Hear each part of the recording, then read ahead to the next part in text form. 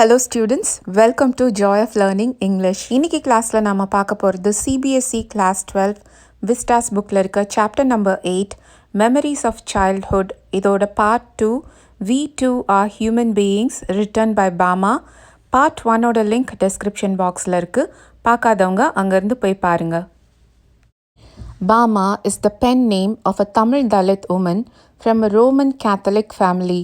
She has published 3 main works, an autobiography Karukku 1992, a novel Sangathi 1994, and a collection of short stories Kusumbukaran 1996. இந்த லெசனோட writer Bama நம்ம தமிழ்நாடை சேர்ந்தவங்க. இவங்க ஒரு Roman Catholic ஃபேமிலியை சேர்ந்தவங்க. இவங்களோட பென் நேம் தான் பாமா. இவங்களோட ஒரிஜினல் நேம் ஃபாஸ்டினா மேரி ஃபாத்திமா ராணி. இவங்களும் தலித் அப்படிங்கிற ஒரு மார்ஜினலைஸ்ட் கம்யூனிட்டி, ஒரு ஒடுக்கப்பட்ட சமுதாயத்தை சேர்ந்தவங்க. இவங்களோட ஆட்டோபயோகிராஃபி எப்படி ஜிட்கலாசா அவங்களோட ஸ்டோரியை எழுதினாங்களோ அதே மாதிரி இவங்களும் கருக்கு அப்படிங்கிற இவங்களோட ஆட்டோபயோகிராஃபியில் அவங்க கதை எழுதியிருக்காங்க. இது 1992 பப்ளிஷ் ஆச்சு. சங்கதி 1994 பப்ளிஷ் ஆகியிருக்கு.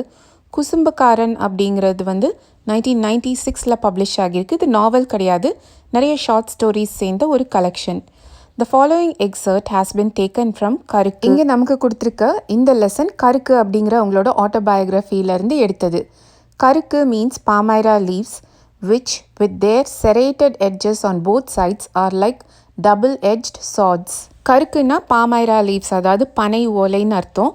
எப்படி ஒரு பனை ஓலையோட 2 ஓரமும் கூர்மையாக இருக்கோ, 2 ஓரத்தையும் வச்சு நம்ம அறுக்கலாமோ, அதே மாதிரி இந்த கருக்கு அப்படிங்கிறது ஒரு 2 பக்கமும் கூர்மையாக இருக்கக்கூடிய ஒரு கத்தி இல்லைன்னா வாள் அப்படின்னு எடுத்துக்கலாம். By a felicitous pun, the Tamil word Karukku contains the word karu, embryo or seed, also means freshness, newness. கருக்குன்னா 2 அர்த்தம் இருக்குது. ஒன்று பாமைரா லீவ்ஸ் பனை ஓலை, இன்னொரு அர்த்தம் இந்த கருக்குன்ற வார்த்தையில் கரு அப்படிங்கிற வார்த்தை இருக்குது.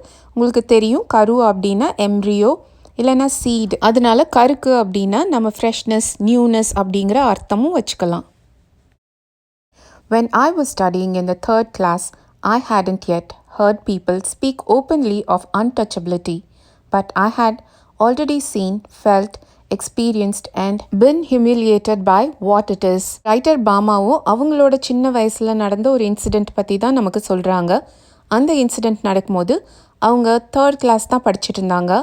அந்த டைமில் அவங்க ரொம்ப சின்ன குழந்தையாக இருந்ததுனால அவங்களுக்கு அன்டச்சபிலிட்டி, அதாவது தீண்டாமை அப்படிங்கிற ஒரு விஷயம் இருந்தது அவ்வளவா தெரியாது. ஏன்னா மக்கள் அதை பற்றி ரொம்ப ஓப்பனாக பேசிக்கிட்டதில்லை. இருந்தாலும் அந்த வயசுலேயே அவங்க அது என்னன்றதை பார்த்தாங்க, அதை ஃபீல் பண்ணாங்க, எக்ஸ்பீரியன்ஸ் பண்ணாங்க. அதனால அவங்க ஹியூமிலியேட் ஆனாங்க. அப்படின்னா அன்டச்சபிலிட்டி அப்படிங்கிற ஒரு விஷயத்தை, அந்த வார்த்தையை மக்கள் யூஸ் பண்ணலைனாலும் அதை ப்ராக்டிஸ் பண்ணிட்டு தான் இருந்தாங்க. அது இந்த மார்ஜினலைஸ்ட் கம்யூனிட்டியில் இருக்க மக்களை ரொம்ப அஷேம்டாக ஃபீல் பண்ண வச்சது. அதை இவங்களும் எக்ஸ்பீரியன்ஸ் பண்ணாங்க. I was walking home from school one day, an old bag hanging from my shoulder. It was actually possible to walk the distance in 10 minutes. அவங்க வழக்கம் போல் ஒரு நாள் ஸ்கூலில் இருந்து வீட்டுக்கு திரும்ப நடந்து வந்துட்டு இருந்தாங்க. அவங்களோட ஷோல்டரில் ஒரு பழைய பையை தொங்க போட்டுகிட்டே நடந்து வந்தாங்க. அவங்களுக்கு பொதுவாக ஸ்கூல்லேருந்து வீட்டுக்கு போகணுன்னா 10 நிமிஷம்தான் ஆகும். But usually it would take me 30 minutes at the very least to reach home. ஆனால் அவங்க வீட்டுக்கு போய் சேர்கிறதுக்கு 10 minutes ஆகிற இடத்துல 30 minutes ஆகிருமா. ஏன்னு பார்க்கலாம். It would take me from half an hour to an hour to dawdle along watching all the fun and games that were going on, all the entertaining novelties and oddities in the streets, the shops and the bazaar. சில சமயம் half an hourலேருந்து 1 hour கூட ஆகுமா. ஏன்னா டாடல் அப்படின்னா நல்ல மெதுவாக time waste பண்ணிகிட்டே சுற்றி இருக்கிறதெல்லாம் வேடிக்கை பார்த்துட்டே நடக்கிறது. என்னென்ன கேம் இருக்குது, என்னென்ன ஃபன் இருக்குது, என்னென்ன நாவல்ட்டிஸ்னால் என்னென்ன புது விஷயம் வந்திருக்கு, ஆடிட்டிஸ்னால் என்னென்ன பெக்யூலியரான விஷயங்கள் அந்த ஸ்ட்ரீட்டில் நடக்குது, அங்கே இருக்க கடை பஜார், இது எல்லாத்தையும் வேடிக்கை பார்த்துட்டே நடந்து வர்றதுக்கு கிட்டத்தட்ட 1/2 மணி நேரத்துலேருந்து 1 மணி நேரம் ஆகிடுமா. அங்கே என்னென்னலாம் இருக்கும்னா the performing monkey, the snake which the snake charmer kept in its box and displayed from time to time. Performing monkeyனா முன்னாடிலாம் அந்த monkey வச்சு வித்தை காமிப்பாங்க, அது போய் எல்லாருக்கிட்டேயும் காசு வாங்கிட்டு வரும். ஸ்னேக் சார்மர்னா பாம்பாட்டி, அவங்க ஒரு பாக்ஸில் ஸ்னேக்கை வச்சு அதை டிஸ்பிளே காமிச்சு அதிலிருந்து கொஞ்சம் பணம் சம்பாதிப்பாங்க. The cyclist who had not got off his bike for 3 days and who kept pedaling as hard as he could from break of day. அப்புறம் அங்கே அவங்க ஒரு சைக்கிளிஸ்ட் பார்ப்பாங்க. சைக்கிளிஸ்ட் 3 நாள் கூட சைக்கிளை விட்டு இறங்காமல் சைக்கிள் ஓட்டிகிட்டே இருப்பார். பிரேக் ஆஃப் டேனா காலையிலேருந்து ஒரு நாள் விடிய காலையில் ஆரம்பித்தவர் 3 நாளாக பெடல் பண்ணிகிட்டே இருக்காரு. The rupee notes that were pinned on his shirt to spur him on.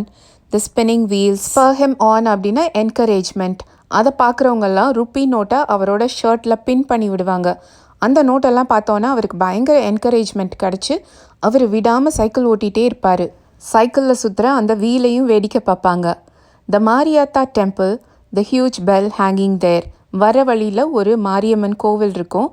அங்கே ஒரு பெரிய பெல் இருக்கும். அதை வேடிக்கை பார்ப்பாங்க. The Pongal offering being cooked in front of the temple. அது போக கோவிலுக்கு முன்னாடி நிறைய பேர் மாரியம்மனுக்கு பொங்கல் வைப்பாங்க இல்லையா, அதையும் வேடிக்கை பார்ப்பாங்க. The dried fish stall by the statue of Gandhi. Gandhi statue பக்கத்துலேயே ஒரு கருவாட்டு கடை, ட்ரை ஃபிஷ் கடை இருக்கும். அதை பார்ப்பாங்க. த sweet stall, the stall selling fried snacks and all the other shops next to each other. அதுக்கப்புறம் வேறு என்னென்ன ஸ்டால்லாம் பார்ப்பாங்கன்னா, ஸ்வீட் விற்கிற கடை, ஃப்ரைட் ஸ்நாக்ஸ் விற்கிற கடை, அதுக்கப்புறம் இருக்க கடை எல்லா கடையும் வேடிக்கை பார்ப்பாங்க. The street lights always demonstrating how it could change from blue to violet. அப்போ இருந்த ஸ்ட்ரீட் லைட் எல்லாம் ப்ளூ கலர்லேருந்து வயலட் கலருக்கு மாறும் போல இருக்கு. அதை நல்லா வேடிக்கை பார்ப்பாங்களாம். The Narikuravan hunter gypsy with his wild lemur in cages selling needles, clay beads and instruments for cleaning out the ears. Oh, I could go on and on. Hunter ஜிப்சின்னா நீங்கள்லாம் பார்த்துருப்பீங்க. குருவிக்காரன்னு சொல்லுவாங்க. பெரிய கன் வச்சுருப்பாங்க. அவங்க தமிழ்நாட்டில் இருக்கவங்களுக்குலாம் கன் வச்சுருக்க பழக்கம் கிடையாது. இவங்கெல்லாம் மகாராஷ்டிராவிலேருந்து மைக்ரேட் ஆகி வந்தவங்கன்னு சொல்கிறாங்க. அது மாதிரி மராட்டி, தெலுங்குலாம் கலந்த ஒரு பாஷை பேசுவாங்க. இவங்களுக்கு மெயின் ஆக்குபேஷன் ஹண்டிங் தான். இவங்க கேஜஸில் லீமர் அப்படிங்கிறது ஒரு மங்கி, அதை வச்சுருப்பாங்க. அதுக்கப்புறம் ஊசி, பாசி அதெல்லாம் விற்பாங்க. அதுக்கப்புறம் காதை க்ளீன் பண்ணுறதுக்கு ஏதோ ஒரு இன்ஸ்ட்ருமெண்ட் விற்பாங்களாம். இந்த மாதிரி நிறைய சொல்லிகிட்டே போகலாம் அப்படிங்கிறாங்க. Each thing would pull me to a standstill and not allow me to go any further. இப்படி ஒரு விஷயமும் அவங்கள நிறுத்தி வேடிக்கை பார்க்க வைக்கும், என்னை அதுக்கு மேலே போக விடாமல் ஆக்கிடும் அப்படிங்கிறாங்க. At times people from various political parties would arrive, put up a stage and harangue us through their mics. ஹராங்னா லென்த்தி அண்ட் அக்ரெசிவ் ஸ்பீச். சில சமயம் இந்த பொலிட்டிக்கல் பார்ட்டிஸ்லேருந்துலாம் ஸ்டேஜ் போட்டு ரொம்ப பெரிய பெரிய ஸ்பீச் எல்லாம் கொடுப்பாங்க. Then there might be a street play or a puppet show or a no magic no miracle stunt performance. சில சமயம் ஸ்ட்ரீட்லேயே தெருவிலேயே நாடகம் போடுவாங்க, பப்பெட் ஷோ நடக்கும். நோ மேஜிக் நோ மிராக்கிள், மந்திரமில்லை மாயமில்லை அப்படின்னு சொல்லிட்டு ஏதாவது ஒரு பர்ஃபார்மன்ஸ் கொடுப்பாங்களா, நீங்கள் பார்க்குறதெல்லாம் நிஜம் அப்படின்னு யாராவது ஏதாவது பண்ணிகிட்டு இருப்பாங்க. All these would happen from time to time. இந்த மாதிரி ஏதாவது அப்பப்போ நடந்துகிட்டே இருக்கும். But almost certainly there would be some entertainment or other going on. ஆனால் கண்டிப்பாக ஏதாவது ஒரு entertainment நடந்துக்கிட்டே இருக்கும். Even otherwise, there were the coffee clubs in the bazaar. The way each waiter cooled the coffee, lifting a tumbler high up and pouring its contents into a tumbler held in his other hand. எந்த என்டர்டெயின்மெண்ட்டுமே இல்லைன்னா கூட இருக்கவே இருக்குது coffee clubs. அங்கே இருக்க வெயிட்டர்ஸ்லாம் காஃபியை ஆற்றுறதுக்காக ஒரு கையில் இருக்க டம்ளரை நல்லா தூக்கி இன்னொரு கையில் இருக்க டம்ளரில் ஊற்றுவாங்க இல்லையா, அதை பார்க்குறதுக்கு ரொம்ப பிடிக்கும். Are the way some people sat in front of the shops chopping up onion, their eyes turned elsewhere so that they would not smart. இதை கூட நம்ம எல்லாரும் நல்லா பார்த்துருப்போம். ஹோட்டல் வாசல்லாம் நிறைய பேர் வெங்காயம் வெட்டிட்டு இருப்பாங்க. கண் எரியக்கூடாதுன்றதுக்காக வேற பக்கம் பார்த்துட்டு வெங்காயத்தை வேகமாக வெட்டுவாங்க. இங்கே ஸ்மார்ட்னா அதுதான் அர்த்தம், கண் எரிச்சல். Or the almond tree growing there and its fruits which was occasionally blown down by the wind. இல்லைன்னா ஆல்மண்ட் ட்ரீ அப்படிங்கிறது பாதாம் மரம். நம்ம ஊரில் இதை வாதாங்கொட்டைன்னு சொல்லுவோம். வாதாங்கொட்டை கீழே கிடந்துச்சின்னா அதை எடுத்து நல்லா உடச்செல்லாம் நிறைய பேர் சாப்பிட்ருப்போம். இந்த மரம், அதோட ஃப்ரூட் இதெல்லாம் பார்க்க ரொம்ப பிடிக்கும்ன்றாங்க. All these sights taken together would tether my legs and stop me from going home. எல்லா சைட்டும் சேர்ந்து அவங்க காலை கட்டி போட்டு அவங்கள வீட்டுக்கு போக விடாமல் நிறுத்திடும்னு சொல்கிறாங்க. அதனால தான் அவ்வளோ லேட்டாக வீட்டுக்கு போயிருக்காங்க. And then according to the season, there would be mango, cucumber, sugar cane, sweet potato, palm shoots, gram, palm syrup, palm fruit, guava and jackfruit. Every day I would see people selling sweet and savory fried snacks, payasam, halwa, boiled tamarind seeds and iced lollies. அந்த பஜாரில் இதெல்லாம் விற்கிறது போக சீசனுக்கு ஏற்ற மாதிரி என்னென்ன விற்பாங்கன்னு ஒரு லிஸ்ட் கொடுத்துருக்காங்க. இது எல்லாமே உங்களுக்கு தெரிஞ்சிருக்கும்னு நினைக்கிறேன். பாம் ஷூட்ஸ்னா பனங்கிழங்கு, பாம் சிரப் அப்படிங்கிறது பதநீர், சேவரினா சால்ட்டி ஆர் ஸ்பைசி ஃபுட். இவ்வளோ நேரம் அவங்க என்ன பார்த்தேன்றதை பற்றியே சொல்லிட்டு இருந்தாங்க. இப்போ தான் நம்ம ஒரு முக்கியமான இன்சிடெண்ட்டுக்கு வரப்போகிறோம். Gazing at all this, one day I came to my street, my bag slung over my shoulder. இதெல்லாம் நல்லா வேடிக்கை பார்த்துக்கிட்டே ஒரு நாள் அவங்க ஸ்கூல்லேருந்து நடந்து அவங்க ஸ்ட்ரீட் வரைக்கும் வந்துட்டாங்க. அவங்களோட ஸ்கூல் பேக் அவங்களோட ஷோல்டரில் தொங்கிட்டு இருந்தது. At the opposite corner, though, a threshing floor had been set up, and the landlord watched the proceedings, seated on a piece of sacking spread over a stone ledge. Opposite cornerல threshing floor அப்படின்னா கதிர் அடிக்கிறதுக்காக ஒரு இடத்த set பண்ணி வச்சுருந்தாங்க.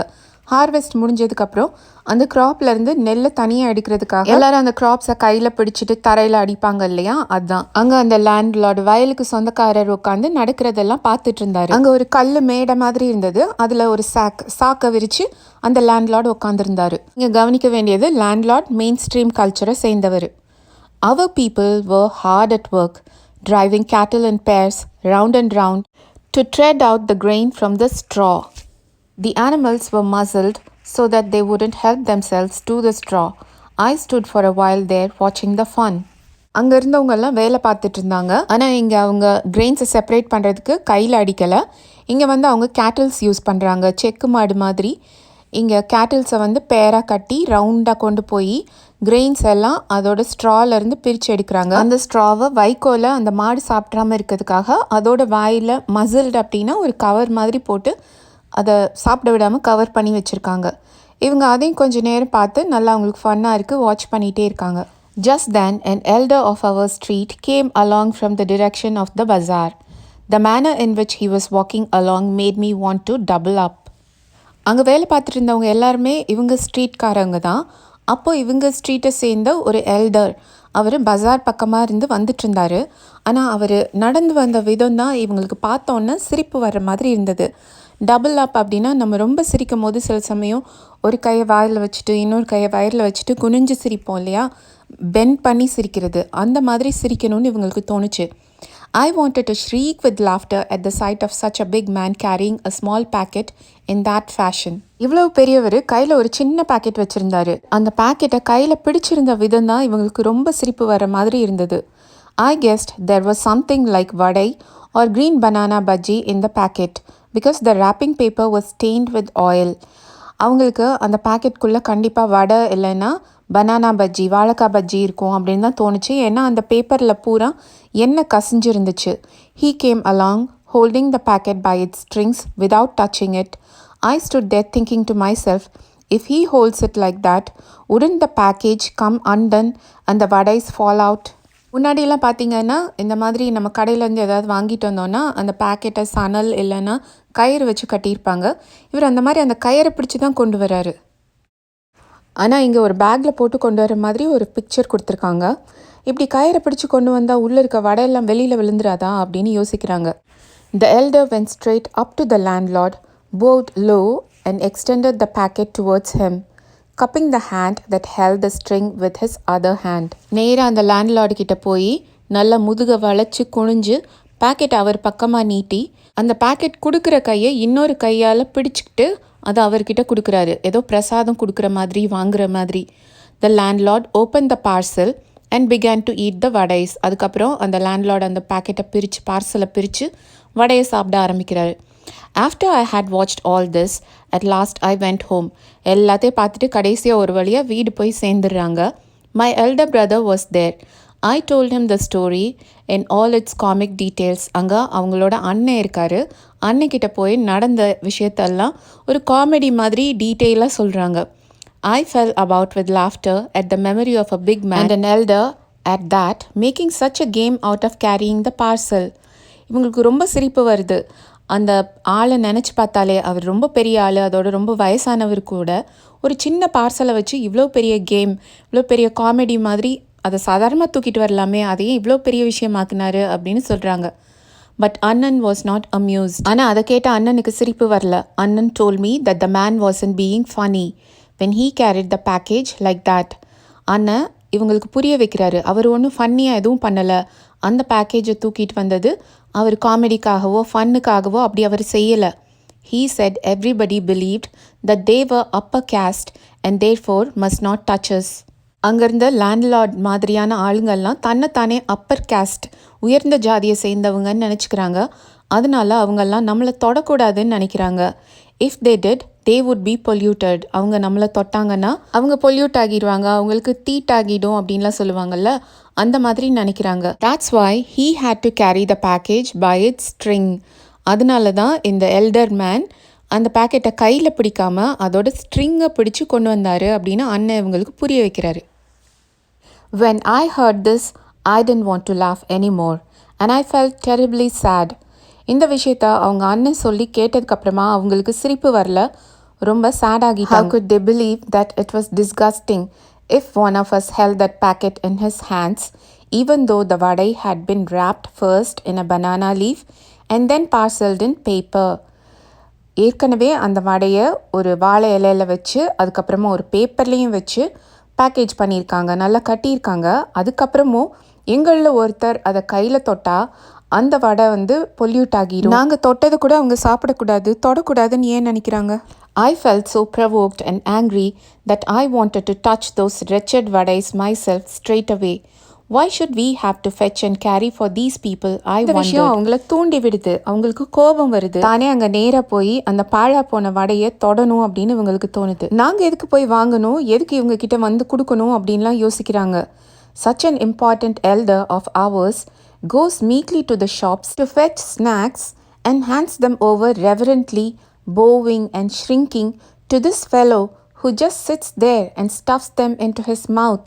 The thought of it infuriated me. இவங்க எல்லாருக்குமே அந்த elder வயசானவர் ரொம்ப முக்கியமானவர்.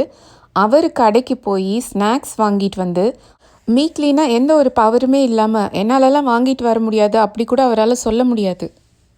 அதை கொண்டு கொடுக்கும் போது ரொம்ப மரியாதையோட, ரெவரண்ட்லினா வித் ரெஸ்பெக்ட், அப்படியே குனிஞ்சு உடம்பெல்லாம் சுருக்கி இந்த ஆள்கிட்ட அந்த வடையை கொடுக்குறாரு. இந்த ஆள் என்ன பண்ணிகிட்ருக்காரு, இவர் சும்மா உட்காந்து அந்த வடையை வாயில் திணிக்கிறாரு. இதை நினைக்கும் போதே அவங்களுக்கு ரொம்ப கோபம் வருது. How was it that these fellows thought so much of themselves because they had scraped 4 coins together? Did that mean they must lose all human feelings? ஏன் இவங்கெல்லாம் தன்னை பற்றி இவ்வளோ மேலாக நினச்சிக்கிறாங்க? 4 காசு கையில் இருக்கிறதுனாலையா? அப்படின்னா மனுஷத்தன்மையெல்லாம் அவங்கள விட்டு போயிடுமா? But we too are human beings. நாங்களும் தான் மனுஷங்க. Our people should never run these petty errands for these fellows. We should work in their fields, take home our wages and leave it at that. நாங்கள்லாம் இந்த மாதிரி ஆளுங்களுக்கு சின்ன சின்ன வேலையெல்லாம் செய்யவே கூடாது. நாங்கள் அவங்க வயலில் வேலை செய்கிறோம், அதுக்கு கூலி வாங்குகிறோம், அதோடு நிறுத்திக்கணும் அப்படிங்கிறாங்க.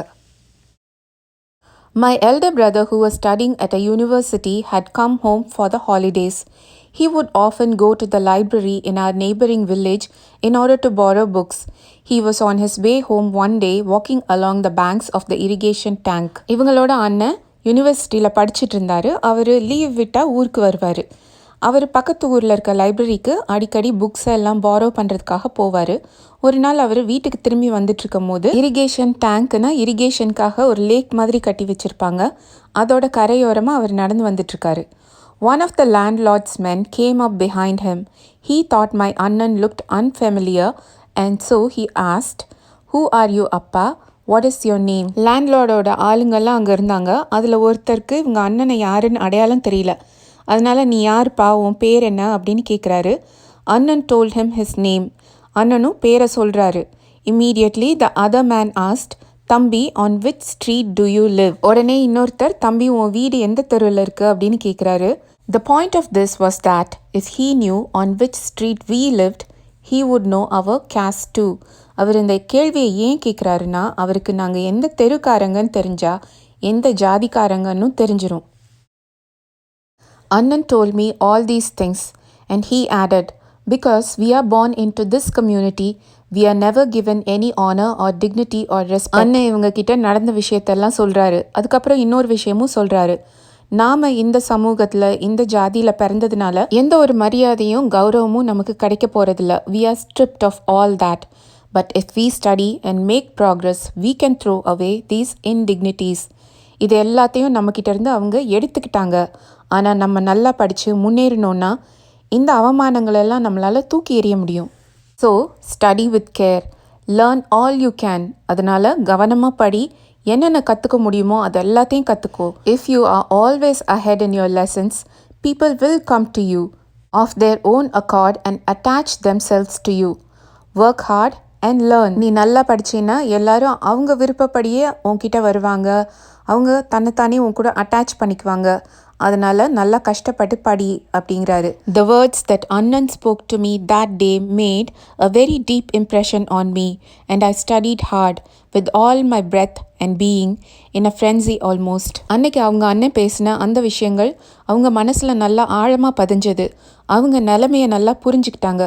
அதனால முழு மூச்சோட படிப்பில் நல்லா ஹார்ட் ஒர்க் பண்ணாங்க. அதே வேலையாக அதை மட்டுமே செஞ்சிட்டு இருந்தாங்க. As Annan had urged, I stood first in my class, and because of that many people became my friends. அண்ணன் என்ன சொன்னாரோ அதே மாதிரி இவங்க நல்லா படித்து அவங்க கிளாஸில் ஃபர்ஸ்ட்டாக வந்தாங்க. அதனால நிறைய பேர் அவங்களோட ஃப்ரெண்ட்ஸ் ஆனாங்க. For more such videos, hit the subscribe button, keep the bell icon on, like the video and share the video with your classmates and friends. See you in next